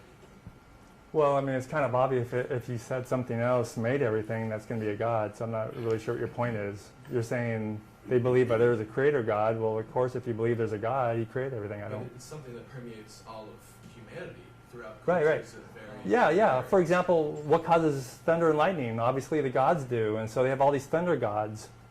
Thor, I think Zeus is a thunder god too. And then they find out, oh, you know, thunder is not made by the gods; it's made by electrical differences. Same with earthquakes. The gods did this. It's just human nature to. We don't know. We're ignorant, so God must have done it. And we learn through science. Oh, there's natural explanations for these. So. Yeah, you want to come on up?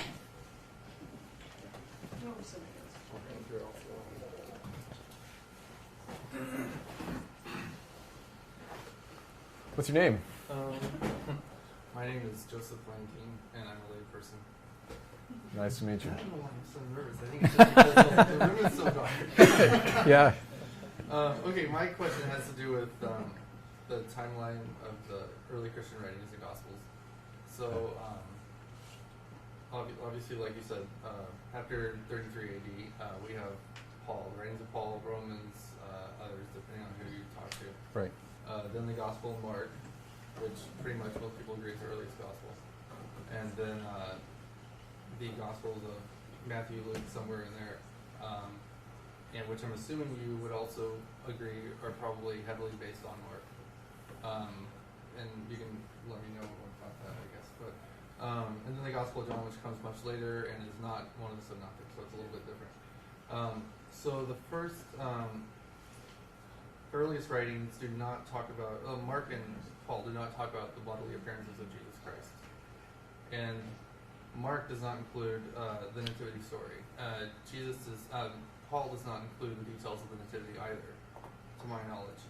Matthew and Luke do include them, and they are the only Gospels that include them. They apparently have a disagreement with each other over about the date of Jesus' birth. Dan Wallace, who teaches at Dallas Seminary, has even said, quote, maybe Luke got it wrong. Question? So the question is, why should we believe these earliest Christian sources, which in my perception are pretty stripped down? Like, why should, and if the later sources are more reliable, why do they rely so heavily on the Gospel of Mark? There's about 57 questions there. Let me just pick up one of them. You said that the earliest things don't mention the resurrection. 1 Corinthians... The bodily appearances. Okay, the bodily appearances. Thank you for that good correction. This is 1 Corinthians 15, which Bart Ehrman would agree is Pauline, would agree it's probably 55 AD, maybe 57. This is 1 Corinthians 15. As you see there, verse 4, he's buried, raised on the third day in accordance to Scripture. He appeared to Cephas, then the 12, appeared to more than 500 brothers at the same time, most of whom are still alive, though some have died, James and so on. So this is 55, 57 AD. It's appealing to the bodily resurrection of Jesus and his bodily appearances. So it is there from the various earliest strata. Bart Ehrman would agree completely that Galatians is Pauline, written probably 57 AD, maybe a little bit later than that. And again, I'm going to stuff that Bart Ehrman would agree with, though I think he's way too skeptical. And here in Galatians chapter 4, it talks about the fullness of time God sent forth his Son, born of a woman, born under the law, to redeem those under the law, and so on. So there's an account of the birth of Jesus, born of a woman, which in the history was that's not the way you would normally say it unless he's believing. Doesn't say virgin birth, but it's one of those things, especially in that context, it's remarkable that he'd say born a woman. So I guess I'd disagree with your basic thesis, is this doesn't appear until much later. It's actually there from the very beginning, though the detailed accounts do come later. The date of things like Luke and Matthew is much discussed.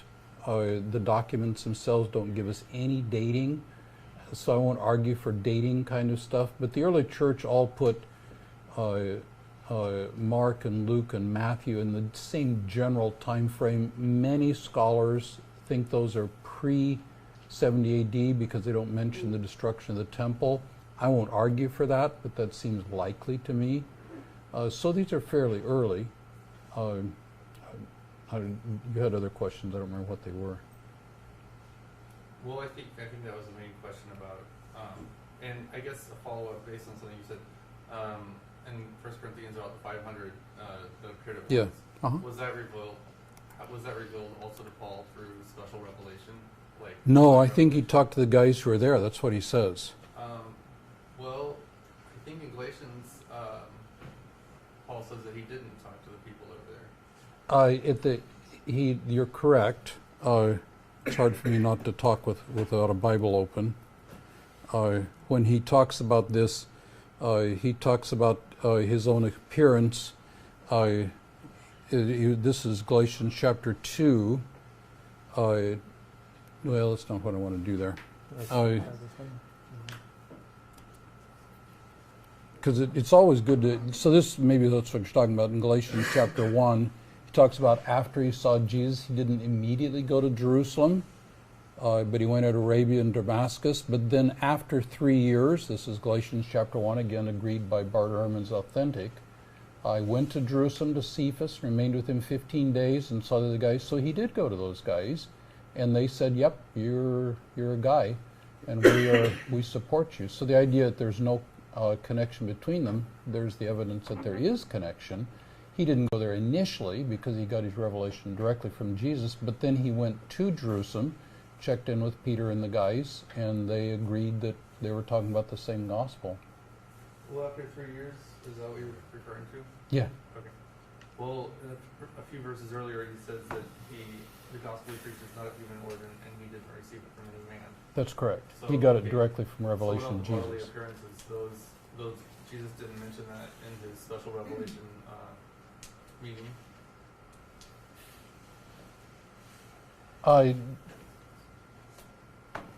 Well, the 1 Corinthians 15, well, when he talks about it here,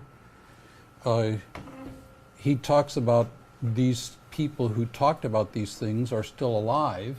That seems to me to say that he actually went and heard the story directly from the people who saw him. He didn't get a revelation of the bodily resurrection from his Damascus Road experience, but apparently here in 1 Corinthians 15 he talks about having interviewed people who actually saw Jesus walking around.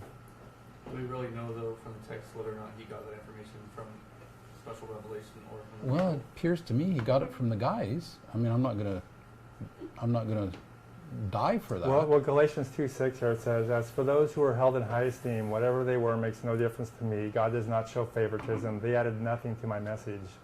Right. And then before that, in the 1:11-12, it says, I received it by, I did not receive the gospel from human origin. I did not receive That's it from any correct. man, nor was I taught it. Rather, Sorry. I received it by revelation from Jesus Christ. Yes. So he taught to these people, but he said they didn't add anything to my message, and they don't mean anything to me, even though they're high esteem.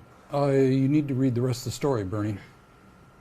He did get a revelation from Jesus Christ on the road to Damascus as he tells the story, but then he also went to Jerusalem and compared his revelation with Peter and the other guys there, and they said, yep, we agree. Right. And they added nothing to his message. That's what it says literally. Well, yeah. Yeah, if you pick that one verse out, he did not add anything to the basic idea. That's true. The base story that Jesus is the Messiah, he got that on the road to Damascus, but he didn't stop there. He got a lot of other stuff and talks about it so take the text for what it says. stop me if I'm putting words in your Yeah. mouth, but I would look at what you're saying, and how I would lightly, generally respond Mm-hmm. to it would be, he has his special revelation, whether you take that as authentic or not, or true or not.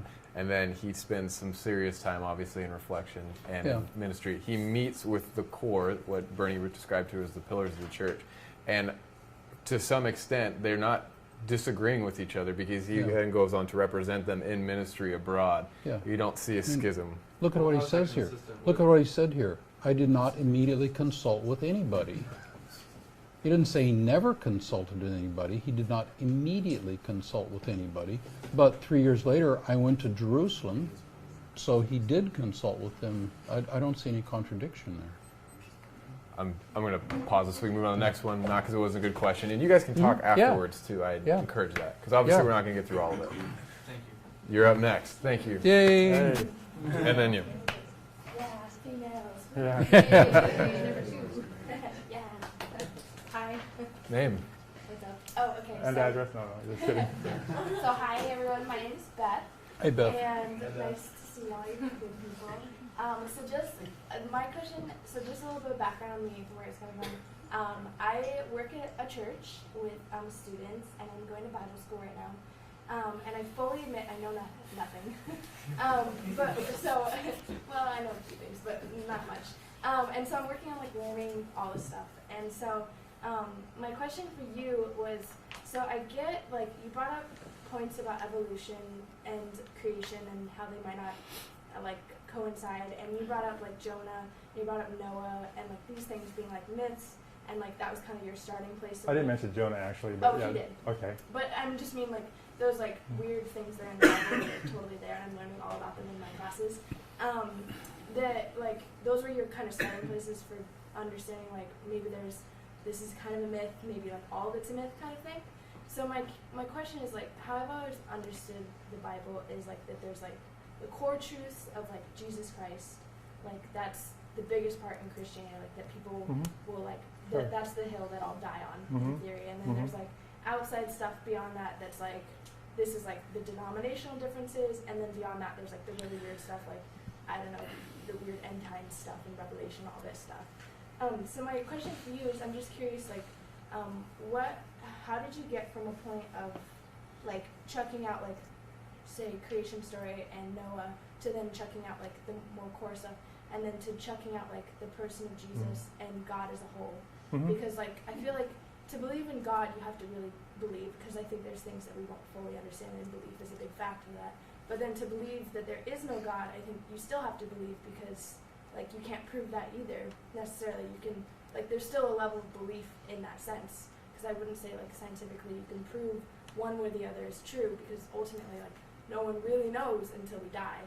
And so my question is to you is how did you get from that point of skepticism to like complete belief that there is no God? Yeah, a lot of people ask me that. That's why I wrote this booklet here too. It basically says why I left for scientific and philosophical reasons. And I think if you follow this booklet, then you would understand why. Now, when I was a Christian, basically I grew up as a Roman Catholic, and they didn't really have a problem with evolution and all this stuff. And I became a born-again evangelical Christian, and it's like, whoa, I'm supposed to believe that, you know, Adam and Eve were real people and all that stuff. So I really tried to do that. And so I tried to go through the most literal way of taking it, which is young earth creationism.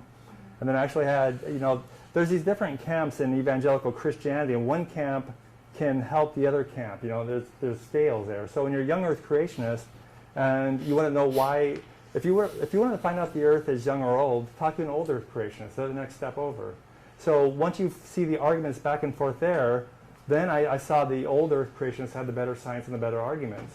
And then once you do that, the next thing to fall was the evolution. And then the next group is the evolutionary creationists. And there's evangelicals who fully accept evolution. And then once you accept that, then you know it's just another step that, well, what do you need God for? And basically, I wanted to remain a Christian. And like you said, the core is about Jesus and the resurrection. I did have that core. That was my last hope, is like, okay, well, maybe it's all nonsense. Maybe the whole Bible is not true, but still there's Jesus and he rose from the dead. And I could have that hope. And that's where the second kicker that came in was neurology, which basically I think demonstrates there's no such thing as a soul, which is a long discussion too. But when you understand how the brain works, there's a simplistic idea that there's this part of you in your brain and that's your soul, and that's. But when you learn about how the brain works, how it works in parallel and perceptions and all this stuff, you figure out it just doesn't make sense to believe in a soul. And I talk about this in the book here. And this is something that the evolutionary evangelicals are dealing with. And so now some of the evangelicals are starting to say, well, maybe the soul evolved also. And this is where if you just adopt a naturalistic worldview, all these problems go away. But as long as you try to believe in something supernatural, it's just when you try to sort it out, there's always these problems. So the idea that Christians believe in a soul was like the kicker for you? Well, that was other things started falling off, and I felt like my house was on fire, and that was the final thread I had, is that, believe in the resurrection, but, if there's no soul, then, of course, the resurrection makes no sense. And so I came to see there is no supernatural soul. So there's the mind that comes from the brain. The question that I have, so you'll know this verse where it says, love the Lord your God with all your heart, soul, mind, and strength. Mm-hmm. So in that verse, I've always understood it as saying, like, not necessarily that there is one soul. When it says, love the Lord your God with heart, soul, mind, and strength, it's saying, like, a whole person, all part of you. Mm-hmm. So not, like, separating it out into distinctive features. Mm-hmm. And so, like, to say, like, I don't know, does that make sense? Like, why, like, the soul thing being so important if, like, the Bible's talking about, like, you're a whole person and not just separate? But see, that's the thing, too. I was trained in apologetics, and so I was really trained that truth is the ultimate. And that's what I try to tell people, too. It's all about following the truth. Don't believe what you believe just because it feels good. If you say, well, atheism is depressing, so I don't want to be an atheist. No. Go for the truth and then deal with the consequences. Maybe atheism is depressing, maybe it's not. But go for the truth. I don't want to live in a delusion, even if it feels comfortable. Yeah. So, was that hard? yeah, very difficult, because I gave up a very comfortable feeling. I really believed I had eternal life. I was going to live with Jesus, to live forever, and I have to deal now with my survival instinct. I have to deal with mortality. And yeah, it's frightening. Yeah, it is. But it's a part of, I believe, maturity to grow up. So. And, if a young person like you can get that younger, you have more time to deal with it than somebody who's, I was in my late 40s, You got more time to deal with it, so. I'm curious if Gary has anything to say to that. Yeah, one of the things, Bernie, you presented as if everybody who's a philosopher or scientist is an atheist. I've got friends... No, I don't believe that, though. You don't believe what? I don't believe it. I debated a Christian philosopher last month. Oh, okay. I don't believe they all are, but certainly I believe the smarter ones are. The smarter ones? Yeah. Yeah. And that's actually, I can actually say that's scientifically proven. So Alvin too, Plantinga, who's at Notre Dame, Miroslav Volf, who's at Yale, guys like this are not smart, you're saying? Yeah, I think Plantinga has embarrassingly... he had to be embarrassed to have a PhD with his philosophical arguments. Wow. It's embarrassing. He's the past head of the American Philosophical Association. That's kind of the highest prestigious thing you can get in philosophy. For Christian, oh man. No, that's not the Christian crowd. I would love to talk about his philosophy, but... The American Philosophical Association, and he's not smart? He has a very lame argument about... He has an incredibly lame argument about evolution, how naturalism doesn't make sense in light of evolution. It's just incredibly... No, I think somebody who's head of the American Philosophical Association will at least be taken seriously. I take him seriously, but his argument is nonsense. It's silly. I only take him seriously because of his credentials. I'm going to move on because we're going on a roundabout here. Did you still have something you want to say? I won't go up there because I'll just ask a very plain sure. question. And, I'd even appreciate, because I know we can get down to very specific scriptures and interpretations of words, but I want both of you to respond basically to, Bernie, what would it... If you had to answer very honestly, candidly, what would it take for you to once again acquire faith and believe in the God of the Bible? And for Gary, what would it take for you to renounce the God of the Bible? Yeah. Yeah, and she said that you can't disprove God, and I disagree. This is my whole Bible, my Bible, my story, my book is about. Literally. When you say believe in the Bible God, it's like which one? You know, there's a young earth God, creationist Bible God who made things in 6 days. There's, So the Judeo-Christian God, what?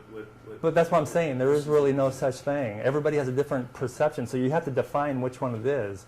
For me to be a believer, I'd have to go back a step and be an evolutionary creationist. Okay, and for me to believe that, I guess I would have to have a totally different understanding of the soul and how neurology works, because that's the killer for me.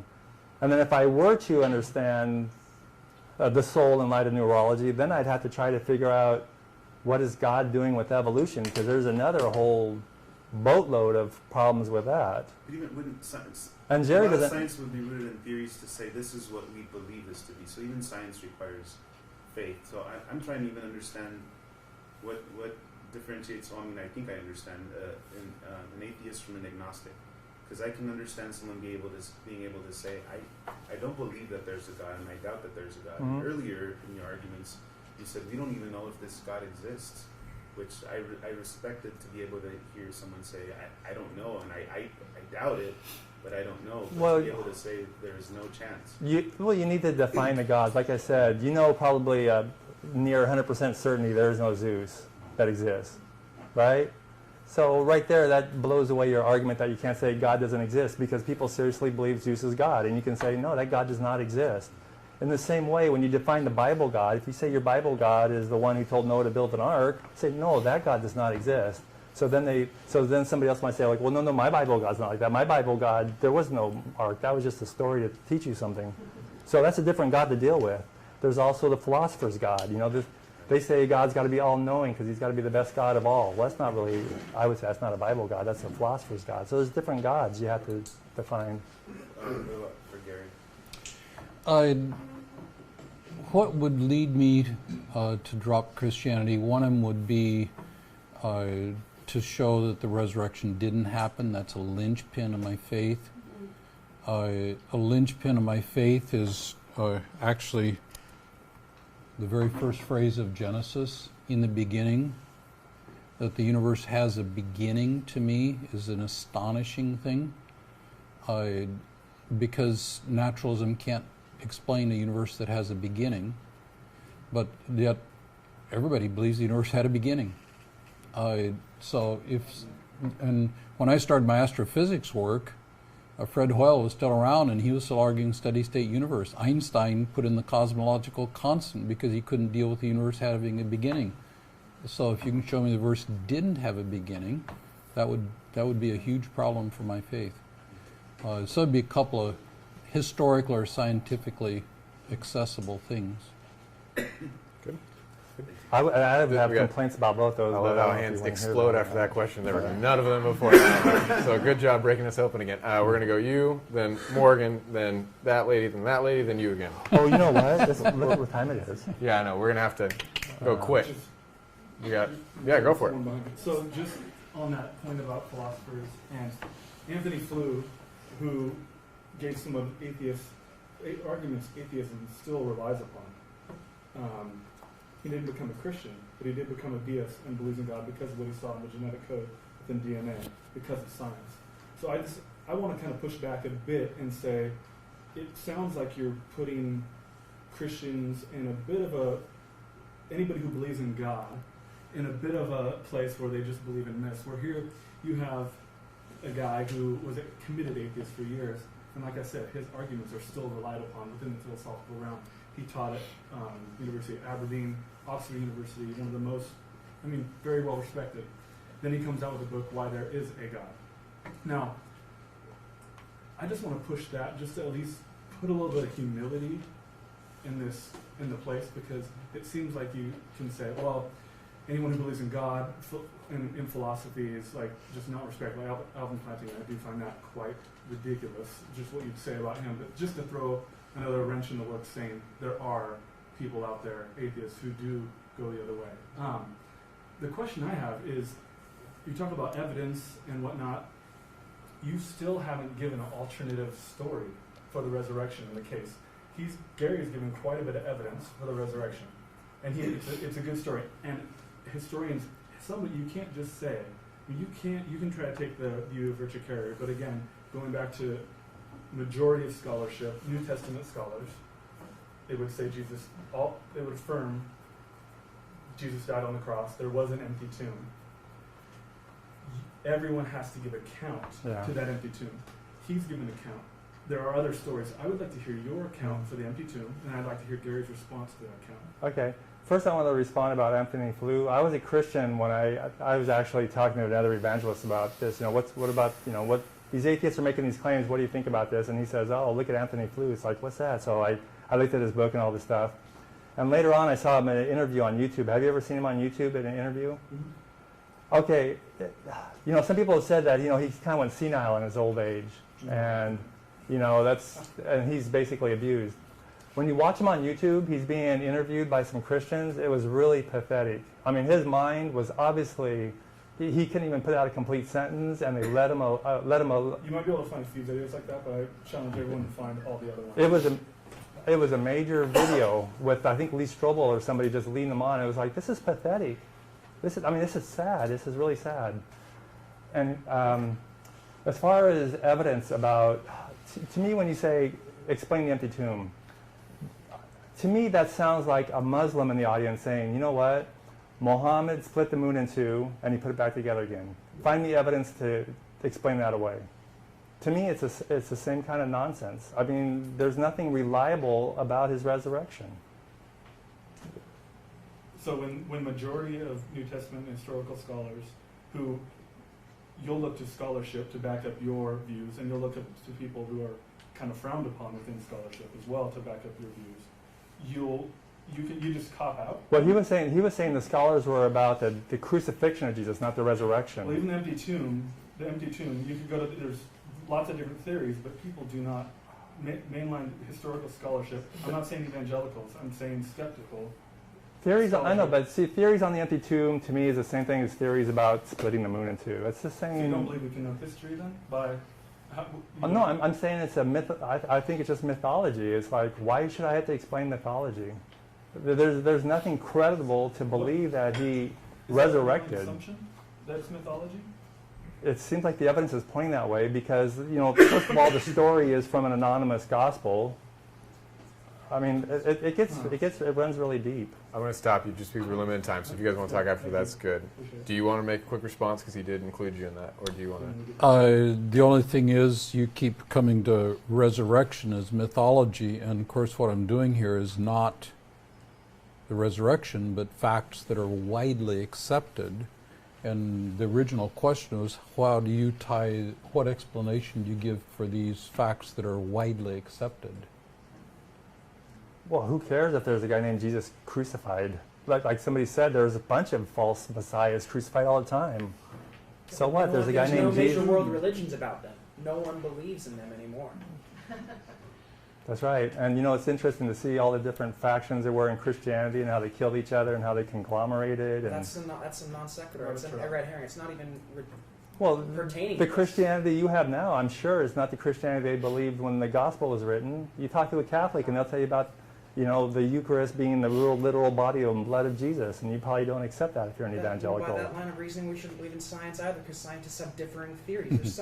There are literally hundreds of string theories, but they don't throw it out. Well, string theory is not proven yet. Exactly. There are hundreds of theories. There's different possible viable options that could be true. Right. You don't throw them all out because there's disagreement. But string theory is totally different than biological evolution, for example. Well, I wasn't talking about biological evolution. I'm going to stop you because we're jumping to things, and she's got a question. How much time do we have left before we need to vacate? We're actually, I think we're overdue.